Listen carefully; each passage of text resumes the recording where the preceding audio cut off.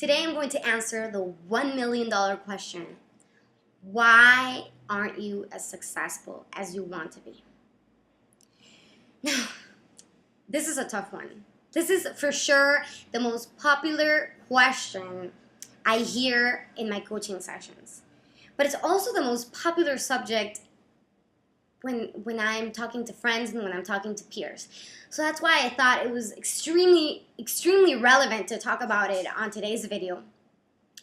And I need to say a little disclaimer before I begin. I'm about to be brutally honest with you because it's the only way I know how to roll. So please bear with me. Okay, so back to my original question. Why aren't you as successful as you want to be? And the answer is this. Because you allow so many distractions to come into play.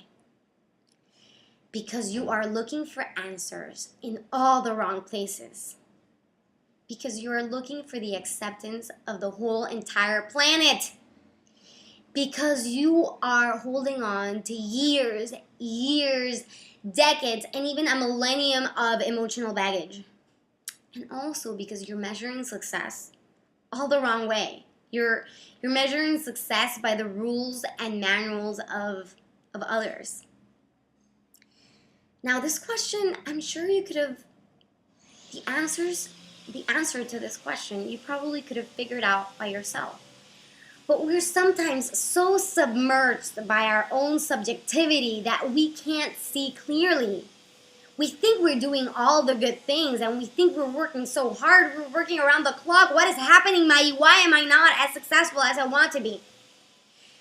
And I'm going to tell you all that you have to do. You have to start playing.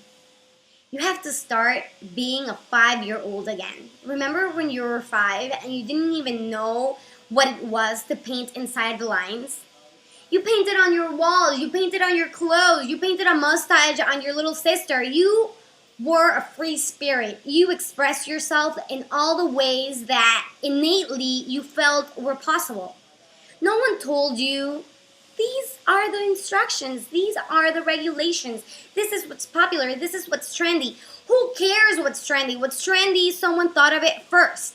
All that you need to do is go and play.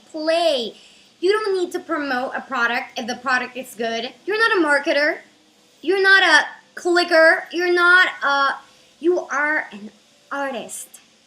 Your biggest asset is your innate ability to produce things that are wonderful, that are beautiful, that delight, that are magical, that make people feel happy, that just makes you feel happy. So the answer to the question, why aren't you as successful as you want to be, is a very easy one. In fact, the only thing that you have to do is remember how it felt like when you were 5 to make things. You weren't thinking about your bank account. You weren't thinking about the amount of comments that you had in your blog. You weren't thinking about the amount of subscribers or unsubscribers. You weren't thinking about what your aunt thought about your... Nothing. You just were you.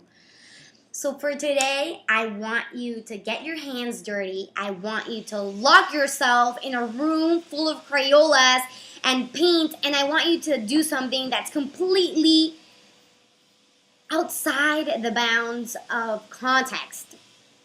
Forget about what you saw on yesterday's blog post. Forget about what you saw as the new trend on Etsy. Forget about seasonal colors. Forget that today is Kate and Will's wedding and the topic of conversation is weddings. Forget about all of that and dig inside of your own self and search for all the answers there. You'll be much more successful and you'll be surprised at how refreshing it is to see things that are just new and different and wacky and edgy and innovative and nothing like what other people are doing. Invent your own manual for success. Make your newsletter exactly how you want it. Make your blog with the colors that make you sing. Do whatever you want to do. It's gonna be so exciting because that means that you're gonna make something great because you are your source and you are making things from the heart, and that's all that matters. So, oh wow, that was kind of a rant, right? So leave me all the comments, all the questions that you have below. I'm desperate to see them, and I'm excited to answer them all. This was Mayi from Heartmade Blog. Till next time, bye-bye.